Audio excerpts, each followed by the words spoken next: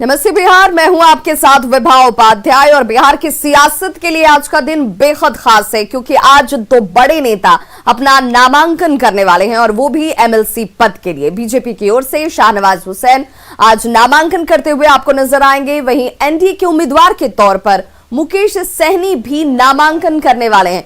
दो तस्वीरें आपके सामने हैं। दोनों नेताओं के नामांकन के दौरान एनडीए के कई बड़े नेताओं की मौजूदगी रहने वाली है और इस लिहाज से बिहार की सियासत में आज का दिन बेहद खास है, बेहद महत्वपूर्ण है। एमएलसी पद के नामांकन का दिन और दो तस्वीरें आपके सामने जिसमें शाहनवाज हुसैन आज नामांकन करते हुए दिखेंगे आपको और एनडीए के उम्मीदवार के तौर पर मुकेश सहनी एमएलसी के लिए नामांकन करने वाले हैं।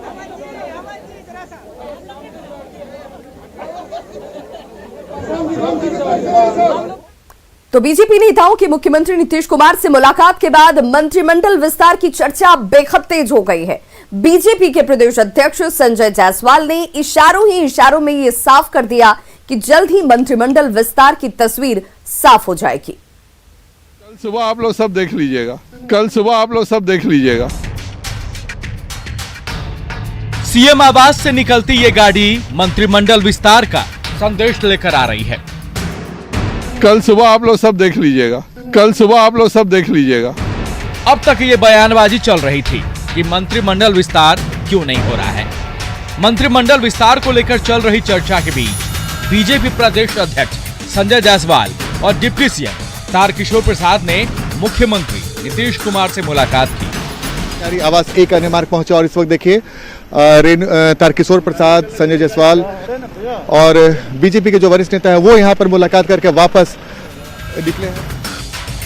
सीएम नीतीश कुमार से मुलाकात के बाद बीजेपी प्रदेश अध्यक्ष संजय जायसवाल ने न्यूज 18 के कैमरे पर ये साफ कर दिया कि मंत्रिमंडल का विस्तार जल्द ही हो। संजय जायसवाल और तारकिशोर प्रसाद सर कैसी रही मुलाकात सर? अच्छी, हम रोज हम लोग मिलते हैं, इसमें मुलाकात का क्या? मंत्रिमंडल विस्तार कब तक होने की संभावना? कोई बात नहीं हुई, केवल हम लोग औपचारिक गपशप करने आए थे और कोई बात नहीं थी। चलिए, धन्यवाद सभी को।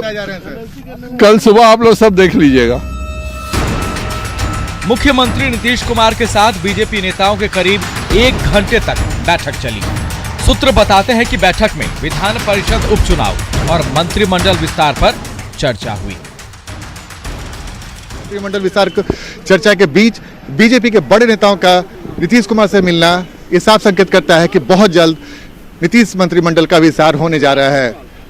कैमरामैन दीपक के साथ Anand Amritraj, News 18 Network, Patna. IndiGo के स्टेशन हेड रूपेश कुमार सिंह के हत्यारे पुलिस की गिरफ्त से अब भी बाहर हैं। तेजस्वी यादव ने छपरा जाकर रूपेश के परिजनों से कल मुलाकात की और वहीं सियासी बयानबाजी का दौर भी शुरू हो गया। खुद के घर में जब लूट, हत्या, बलात्कार होगा तब इनको मालूम चलेगा बिहार वासियों का दर्द।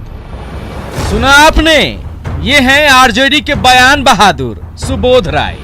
सुबोध राय इंडिगो के स्टेशन हेड रूपेश कुमार सिंह की हत्या पर सरकार को घेरने चले थे, लेकिन खुद शब्दों की मर्यादा लांघ बैठे। फिर से सुन लीजिए सुबोध राय ने एनडीए नेताओं को लेकर क्या कहा। ये सरकार घटनाओं को तब रोकेगी जब इनके घर में होगा। खुद के घर में जब लूट, हत्या, बलात्कार होगा तब इनको मालूम चलेगा बिहार वासियों का दर्द। जिस ढंग से राज्य की राजधानी में रूपेश कुमार सिंह की हत्या हुई, उसने कानून व्यवस्था पर गंभीर सवाल खड़े कर दिए हैं। लेकिन अब इस मामले में कुछ ज्यादा ही राजनीति होने लगी है।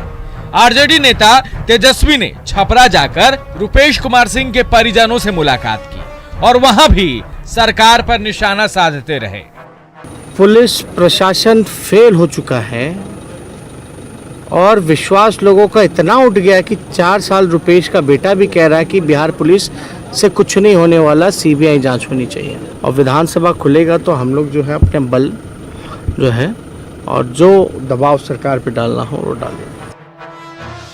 हमेशा की तरह जन अधिकार पार्टी के मुखिया पप्पू यादव इस मुद्दे पर भी जुबानी तीर चलाते दिखे।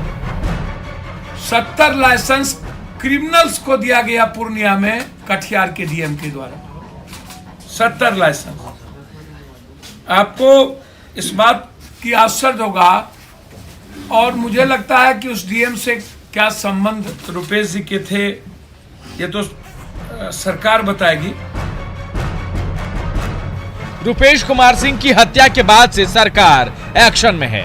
मुख्यमंत्री ने खुद डीजीपी को सख्त कार्रवाई करने के निर्देश दिए हैं। बावजूद इसके हत्या के 6 दिनों के बाद भी हत्यारों का सुराग न मिलना पुलिस पर सवाल तो खड़े करता ही है, लेकिन सरकार के विरोध के नाम पर आरजेडी नेता सुबोध राय की बदजुबानी को भी जायज नहीं ठहराया जा सकता। न्यूज़ 18 के लिए पटना से शैलेंद्र और संजय कुमार के साथ छपरा से संतोष गुप्ता की रिपोर्ट। और रुपेश हत्याकांड से जुड़ी बड़ी खबर इस वक्त सामने आ रही है, जिसमें इंडिगो मैनेजर रुपेश हत्याकांड में एसआईटी की टीम ने बेऊर जेल में पूछताछ की है। ये बड़ी खबर इस वक्त सामने आती हुई, जिसमें एसआईटी की टीम बेऊर जेल जा पहुंची और जहां पर पूछताछ की गई है इंडिगो मैनेजर रुपेश हत्याकांड से जुड़ी हुई। ये बड़ी खबर इस वक्त सामने है।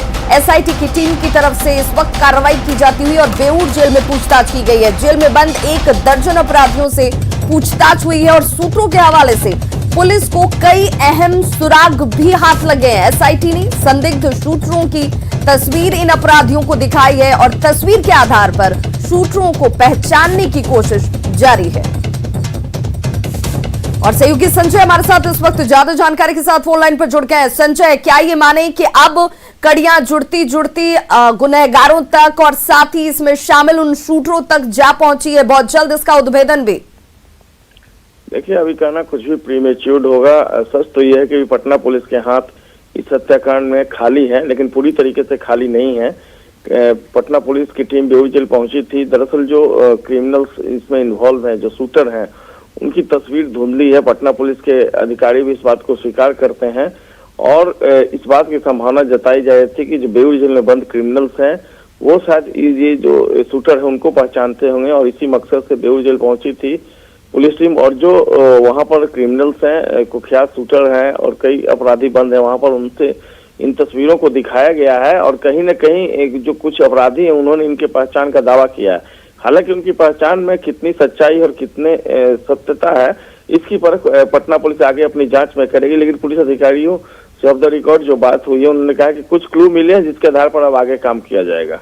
संजय, ये अपने आप में बड़ी अजीबोगरीब स्थिति है कि जहां पर 3-3 टीमों का गठन किया जाता है। ये टीमें भी आखिरकार अपराधियों से ही अपराधियों के बारे में जानकारी निकालने की कोशिश कर रही है। देखिए, निश्चित तौर पर ये सारी चीजें जो है सीसीटीवी फुटेज क्लियर न होने की वजह से ये बातें सामने आ रही हैं। सच तो यही है कि पटना पुलिस आज 7वें दिन भी इस पूरे मामले को लेकर उसके हाथ खाली हैं और जब तक पुलिस इस मामले में सही ढंग से नहीं पहुंचेगी पुलिस की कवायद इसी तरीके से जारी रहेगी। जी चलिए, बहुत बहुत शुक्रिया संजय इस तमाम जानकारी के लिए।